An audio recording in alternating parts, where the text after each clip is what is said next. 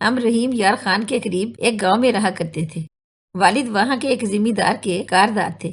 ملک صاحب ابا کی بہت عزت کرتے اور ان کا ہر طرح سے خیال رکھتے تھے، کیونکہ میرے دادا کے زمانے سے ہمارا خانوادہ ان کا نمک خوار تھا۔ دادا کے بعد ابا نے ملک صاحب کی زمینوں کی دیکھ بھال کا کام سنبھال لیا۔ ہمارا گزارا اچھی طرح ہو جاتا تھا۔ ملک امین کسی شے کی کمی نہیں ہونے دیتے تھے۔ ہم دو ہی بہن بھائی تھے۔ ابا سارا دن زمین کے کاموں میں مصروف رہتے اور رات کو گھر لوٹتے تھے۔ ماں کھیتوں میں سبزیاں وغیرہ صاف کر کے لاتی اور گھر کے امور سنبھالتی۔ میرا بھائی ان دنوں گاؤں کے اسکول میں دوسری جماعت کا طالب علم تھا۔ میں زیادہ تر گھر پر رہ کر کاموں میں اماں کا ہاتھ بٹاتی یا پھر چاچی کے پاس چلی جاتی، جن کا گھر ہمارے پڑوس میں تھا۔ ان کی بچیوں کے ساتھ گڑیاں کھیلتی، ان کے بیاہ رچاتی۔ اس کھیل میں مجھے بہت مزہ آتا تھا۔ بچپن اور لڑکپن نادانی کا دور ہوتا ہے۔ اس عمر میں والدین کے دکھ سکھ کا بھی کم ہی احساس ہوتا ہے۔ بچے اپنے آپ میں مگن رہتے ہیں۔ ہم بہن بھائی بھی ایسے ہی بے فکری کی آغوش میں روز و شب گزار رہے تھے۔ ہمیں نہیں معلوم تھا کہ زندگی کا کوئی مقصد بھی ہوتا ہے۔ ایک روز ابا کھیتوں میں گئے تو تھوڑی دیر بعد شور ہوا کہ علی ٹریکٹر تلے آ گیا۔ خدا جانے کیسے یہ حادثہ ہوا، بہرحال ہونی ہو گئی۔ ماں اس وقت کھانا پکانے کی تیاری کر رہی تھی، ہر شے پھینک کر بیان کرنے میں مشغول ہو گئی۔ میں چاچی کے گھر کھیل رہی تھی، واہ ویلا سن کر دوڑی آئی۔ دیکھا کہ عورتیں جوک در جوک ہمارے گھر چلی آتی ہیں۔ دیکھتے ہی دیکھتے گھر بھر گیا۔ ابا اس دنیا سے چلے گئے تھے۔ کچھ دنوں بعد جب غم ہلکا ہوا تو ہوش آیا کہ آگے دن کتنے سخت ہیں۔ میرا بھائی ممتاز مجھ سے زیادہ سمجھدار تھا۔ اس کی عمر گرچہ زیادہ نہ تھی مگر عقل مند تھا۔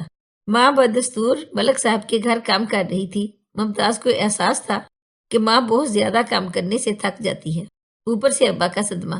ماں کو بیمار پڑتے دیکھ کر بھائی نے اسکول جانا چھوڑ دیا اور اس کے ساتھ کام میں ہاتھ بٹانے لگا۔ جب زمیندار کو علم ہوا کہ ممتاز نے اسکول چھوڑ دیا ہے، انہوں نے اسے اپنے پاس بلایا، پوچھا کہ تم نے کیوں اسکول چھوڑ دیا ہے؟ اماں اکیلے کام کرنے سے کمزور ہوتی جا رہی ہیں۔ میں نے سوچا کہ کاموں میں ان کی مدد کروں، اس لیے اسکول چھوڑ دیا ہے۔ یہ تم نے بالکل بھی اچھا نہیں کیا۔ جانتے ہو کہ تعلیم سے عزت ملتی ہے اور غریبی کے دن صرف علم حاصل کرنے سے پھر سکتے ہیں۔ کیا تم چاہتے ہو کہ تمہاری ماں ہمیشہ اسی طرح دوسروں کے گھروں میں کام کرتی رہے اور تم لوگوں کا جھوٹا بچا کھانا کھاتے رہو؟ تم کل سے اسکول جاؤ گے اور تمہاری تعلیم کا خرچہ میں دیا کروں گا۔ نام تو میرا نعیمہ تھا، لیکن سبھی مجھے نکی بلاتے تھے۔ میں اپنے بھائی سے عمر میں صرف 2 برس چھوٹی تھی، مگر میں نے جب سے ہوش سنبھالا تھا اماں کو لوگوں کا کام کاج کرتے دیکھا تھا۔ وہ صبح تڑکے اٹھتی، ناشتے کی 4 روٹیاں ڈالتی اور لسی بلو کر ہمیں ناشتہ کرانے کے بعد ملک صاحب کی حویلی میں سارا دن کے کام نمٹا کر مغرب کے بعد واپس آتی۔ وقت گزرتا رہا، میں 10 برس کی اور بھائی 12 سال کا ہو گیا۔ میں تو اماں کے ساتھ کام میں معاونت کرتی تھی، مگر میری ماں بھائی سے بالکل بھی کوئی کام نہیں کرواتی تھی۔ وہ چاہتی تھی کہ چاہے پہاڑ جتنے دکھ کیوں نہ سہنے پڑے، لیکن اس کا بیٹا پڑھ لکھ کر بڑا آدمی بن جائے۔ ممتاز کو بھی پڑھنے کا شوق تھا، وہ تعلیم سے جی نہیں چراتا تھا، پڑھ لکھ کر بڑا آدمی بننا چاہتا تھا۔ اس کا اسکول گھر سے تھوڑی دور تھا۔ گاؤں کے بچوں کے لیے یہ اسکول بھی ملک صاحب نے کھلوایا تھا اور اس کا خرچہ وہ خود دیتے تھے۔ وہ روشن خیال، خدا ترس اور غریب پرور انسان تھے۔ یتیموں کی داد رسی کرتے اور بیواؤں کو گندم وغیرہ ان کے گھر پہنچاتے تھے۔ میرے بھائی کو بھی شفقت بھری نظروں سے دیکھتے اور مجھے پیار سے پاس بلاتے، نصیحت کرتے، بیٹی ہمیشہ اپنی امی کی فرما بردار رہنا، ان کی خدمت کرنا۔ ماں باپ کی دعائیں ہی بچوں کے نصیب روشن رکھتی ہیں۔ سچ بات تو یہ ہے کہ اگر ملک صاحب میرے بھائی کی پشت پناہی نہ کرتے تو وہ کبھی پڑھ لکھ نہ سکتا۔ جب ممتاز نے میٹرک پاس کیا وہ بہت خوش ہوئے۔ انہوں نے ماں سے کہا، رضیہ میرا کہنا مانو، اسے آگے پڑھنے کے لیے شہر بھیج دو، پڑھ لے گا تو تمہارے دن پھر جائیں گے۔ میں اس کا نتیجہ دیکھ کر خوش ہوا ہوں۔ تم کالج کے خرچے کی فکر نہ کرنا، بس اسے پڑھائی جاری رکھنے دو۔ یہ ایک دن تمہارا ہی نہیں سارے گاؤں کا سر فخر سے اونچا کرے گا۔ غرض ان کی ہمت افزائی نے اماں کی ڈھارس بندھائی اور ممتاز کو بھی حوصلہ ہو گیا۔ وہ گاؤں سے شہر پڑھنے چلا گیا۔ بھائی جس روز گاؤں چھوڑ کر اسٹیشن جا رہا تھا، میں اور اماں اسرار کر کے اس کے ساتھ تانگے میں بیٹھ گئے تھے۔ وہ ریل گاڑی میں سوار ہوا، ریل نے سیٹی دی تو ماں رونے لگی۔ ریل گاڑی آگے چلی گئی اور اماں روتی ہوئی پیچھے کو پلٹ آئی۔ تبھی میں نے سوچا اتنی مصیبتیں آئیں مگر ماں کبھی نہ روئی۔ آج کیوں بیٹے سے جدا ہوتے وقت اس کا دل ایسا بھر آیا کہ خود پر قابو نہ رکھ سکی۔ ملک صاحب بھی اسٹیشن آئے، وہ اپنی گاڑی پر آئے تھے۔ واپسی پر انہوں نے ماں کو نم دیدہ افسردہ دیکھا تو اپنی گاڑی میں بٹھا کر گاؤں لے آئے۔ راستے میں تسلی دیتے رہے، رضیہ بی بی دل چھوٹا مت کر، دیکھ لینا تیرے یہ آنسو اور تیرے بیٹے کی محنت رائگاں نہیں جائے گی۔ ایک دن ضرور تیرا لڑکا بڑا آدمی بن جائے گا اور تمہیں عیش کروائے گا۔ ماں ہمیشہ ملک صاحب کی باتیں یاد رکھتی اور بیٹے کی کامیابی کے لیے دعائیں کرتی۔ ملک صاحب نے ممتاز کو شہر کے کالج میں داخل کروا کر ہاسٹل میں کمرہ لے دیا تھا۔ ان دنوں فون عام نہ تھے، خطوط کا رواج تھا۔ بھائی باقاعدگی سے ملک صاحب کے پتے پر خط لکھتا اور ماں کو اپنی خیریت سے آگاہ کرتا رہتا۔ ایف ایس سی میں شاندار کامیابی کے بعد ممتاز کو انجینئرنگ میں داخلہ مل گیا۔ وقت گزرتا رہا، 4 سال پلک جھپکتے نظروں سے اوجھل ہو گئے۔ بھائی کامیاب ہو کر لوٹ آیا، چند دن گاؤں میں قیام کیا اور پھر ملازمت کے لیے دوبارہ شہر جانے کا قصد کیا۔ ذمہ دار صاحب نے اپنے ایک دوست کے نام رکا لکھ کر دیا۔ یوں میرا بھائی ملازمت کی خاطر شہر چلا گیا۔ انہی دنوں ملک صاحب کی وفات ہو گئی۔ ایک حامی نہیں، سارا گاؤں سوگوار تھا، ہر آنکھ اشک بار تھی۔ وہ گاؤں کے ہی ملک نہیں، سبھی کے محسن اور شفیق سربراہ تھے۔ جب بھائی کو ان کی وفات کی اطلاع ملی، وہ بہت رویا۔ بہرحال موت ایک اٹل حقیقت ہے۔ ایک روز بھائی گاؤں آیا اور کہا کہ ماں، میں آپ کو لینے آیا ہوں، آپ دونوں میرے ساتھ شہر چل کر رہو گی۔ مجھے وہاں کھانے پینے کی بہت تکلیف رہتی ہے، بازار کے کھانے سے پیٹ میں مروڑ رہنے لگی ہے۔ یوں ہم دونوں ممتاز کے ساتھ گاؤں چھوڑ کر شہر آ گئے۔ باوجود کوشش کے ممتاز کو نوکری نہیں ملی۔ کرائے کا مکان اور شہری اخراجات، زندگی دشوار ہو گئی۔ ناچار میری والدہ نے آس پاس کے گھروں میں کام کرنا شروع کر دیا۔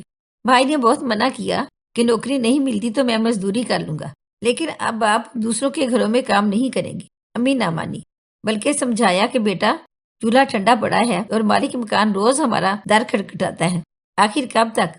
ایک دن سامان سمیت ہمیں نکال باہر کرے گا۔ بے شک بھائی پڑھ لکھ گیا تھا، مگر بغیر رشوت اور سفارش منزل تک پہنچنا مشکل تھا۔ پیٹ کو ہر حال میں 2 وقت کی روٹی چاہیے۔ بالآخر والدہ نے ارد گرد کی کوٹھیوں میں کام شروع کر دیا، اس امید کے ساتھ کہ ضرور کسی نہ کسی دن بیٹے کو اچھی نوکری مل جائے گی تو سکھ کے دن آ جائیں گے۔ ماں نے 3 سال لوگوں کے گھروں میں کام کیا۔ ممتاز کو تعلیم کے مطابق نوکری نہ ملی۔ چھوٹی موٹی نوکریاں ملتی تھیں، تھوڑی سی تنخواہ سے گزر بسر مشکل تھی۔ ماں نے ہمت نہ ہاری، بالآخر اس کی دعائیں رنگ لائیں اور ممتاز کو اس کی لیاقت اور قابلیت کے شایان شان ملازمت مل گئی۔ جس کمپنی میں ملازمت ملی، اس کمپنی کا مالک بہت امیر کبیر آدمی تھا۔ اس کا کاروبار دوسرے ممالک میں بھی پھیلا ہوا تھا۔ بھائی نے جی توڑ کر محنت کی۔ احسان صاحب کو اس کی کارکردگی پسند آئی۔ رفتہ رفتہ اس قدر اعتماد بڑھا کہ بھائی کو اپنے گھر بلانے لگا۔ ایک وقت ایسا آیا کہ ممتاز احسان صاحب کے گھر کا فرد بن گیا۔ اب وہ بلا روک ٹوک اپنے باس کے گھر آ جا سکتا تھا۔ ان کی بیگم بھی ممتاز کو بیٹے جیسا سمجھنے لگی تھی، کیونکہ ان کی 3 بیٹیاں تھیں اور بیٹا کوئی نہ تھا۔ انہیں بیٹے کی حسرت تھی۔ احسان صاحب کی بڑی بیٹی کا نام سہرش تھا۔ وہ بہت خوبصورت اور پڑھی لکھی تھی۔ وہ ممتاز کو پسند کرنے لگی اور اس پسند کو بیٹی کی خوشی سمجھ کر احسان صاحب نے یہ فیصلہ کیا کہ سہرش کی شادی ممتاز سے کر دی جائے۔ انہوں نے ممتاز سے کہا، بیٹا، میں تم جیسے نوجوان کی تلاش میں تھا، خدا نے تمہاری صورت میں میری یہ تمنا پوری کر دی ہے۔ تم نے بتایا تھا کہ تمہارے گھر والے گاؤں میں رہتے ہیں، اب تم اپنے گھر والوں کو لاؤ تاکہ رشتے کی بات طے کر کے تمہیں اپنی فرزندی میں لے سکوں۔ ممتاز یہ سن کر پریشان ہو گیا۔ جانتے ہو، سہرش سے شادی کے بعد تمہاری قسمت بدل جائے گی، تم اس کمپنی کے مالک بن جاؤ گے، کسی نہ کسی دن شادی تو کرنا ہوتی ہے، پھر کس سوچ میں ہو؟ ممتاز قدرت کے اتنے بڑے انعام پر ششدر رہ گیا تھا۔ اس نے کبھی سوچا بھی نہیں تھا کہ وہ ایک معمولی کسان کا بیٹا، جس کی ماں نے عمر بھر دوسروں کے گھروں کے برتن مانج کر اسے پروان چڑھایا تھا، ایک رئیس کا داماد بنے گا۔ تاہم اپنی والدہ سے ملانا ایک دشوار مرحلہ تھا، کیونکہ اس نے اپنے سیٹھ سے یہ بات روز اول سے پوشیدہ رکھی تھی کہ وہ ایک ایسی ماں کا بیٹا ہے جو دوسروں کے گھروں میں کام کرتی ہے اور عرف عام میں ماسی یا نوکرانی کہلاتی ہے۔ اس نے کہہ دیا تھا کہ والدین بچپن میں وفات پا گئے تھے اور اسے چچا نے پالا ہے۔ انہوں نے ملک صاحب کو اپنا چچا بتایا تھا، تو انہی کو لے آؤ بیٹے، وہ بھی وفات پا چکے ہیں۔ چچی کو نہیں لا سکتا کیونکہ وہ میری شادی اپنی بیٹی سے کرنے کی متمنی ہے، جسے میں شادی نہیں کرنا چاہتا۔ سیٹھ صاحب نے ممتاز کی بات پر اعتبار کر لیا اور چند دوستوں کو مدعو کر کے اپنی بیٹی سہرش کی شادی اس کے ساتھ کر دی۔ ممتاز بھائی کی تو قسمت بدل گئی، لیکن ہماری قسمت کا ستارہ ڈوب گیا۔ اب بھائی ہم سے ملنے گھر آتے تو سسر اور بیوی سے کہتے کہ دوست سے ملنے جا رہا ہوں، جس کے گھر پہلے رہا کرتا تھا۔ اسی طرح ایک دوست کو بھی گواہ بنا لیا جو ان سے کہتا تھا کہ شادی سے قبل یہ میرے یہاں قیام پذیر تھا۔ امی کو بھائی نے بتا دیا کہ میں نے اپنے باس کی بیٹی سے شادی کر لی ہے، لیکن آپ لوگوں کا نہیں بتایا کہ کہیں یہ راز کھل نہ جائے کہ آپ یہاں کوٹھیوں میں کام کرتی تھی۔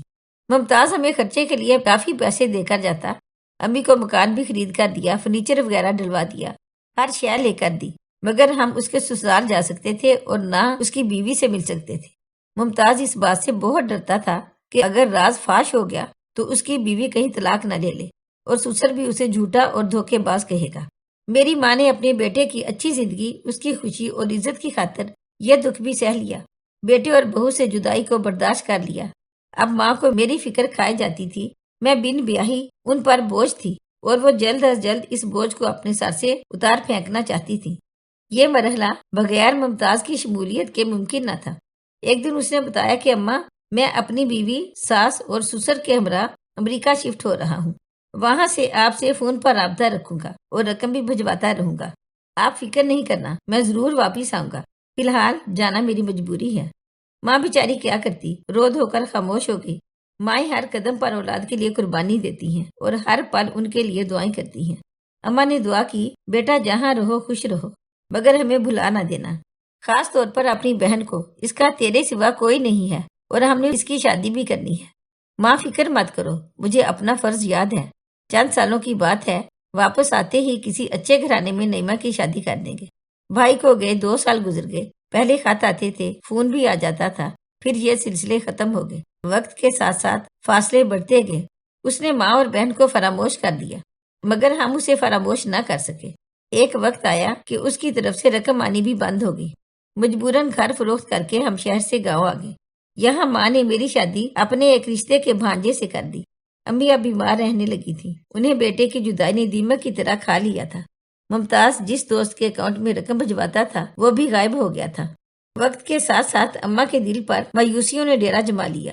ایک دن وہ بستر پر گری تو پھر نہ اٹھ سکی، بالآخر بیٹے کی راہ تکتے تکتے آنکھیں پتھرا گئیں۔ اماں کی وفات کو 1 سال ہو چکا تھا کہ 7 سال بعد ایک دن میرا بھائی ممتاز اچانک گاؤں آ گیا، مجھ سے گلے مل کر بہت رویا، ماں کی قبر کے بارے میں پوچھا۔ اگلے دن میرے شوہر کے ساتھ قبر پر فاتحہ پڑھی اور پھر واپس شہر چلا گیا۔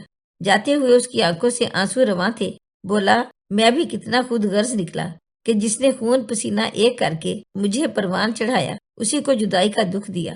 مجھے خدا نے تعلیم یافتہ کیا، کاش اتنی اخلاقی جرت بھی دی ہوتی کہ اپنی حقیقت سسرال والوں سے خفیہ نہ رکھتا، کہ دولت ماں سے بڑھ کر تو نہ تھی، دولت تو پھر مل جاتی ہے، لیکن ماں روٹھ کر چلی جائے وہ پھر نہیں ملتی۔ کیا بڑے آدمی ایسے ہوتے ہیں کہ جن پر مائیں فخر کرتی ہیں؟ بھائی نے جاتے ہوئے کہا تھا، نکی، ہرگز میں بڑا آدمی نہیں بلکہ بہت چھوٹا آدمی ہوں۔ اگر آپ کو ہماری آج کی کہانی اچھی لگی ہو تو پلیز اسے لائک کریں، شیئر کریں اور مزید اچھی ویڈیو کے لیے ہمارے چینل کو سبسکرائب کریں۔ شکریہ۔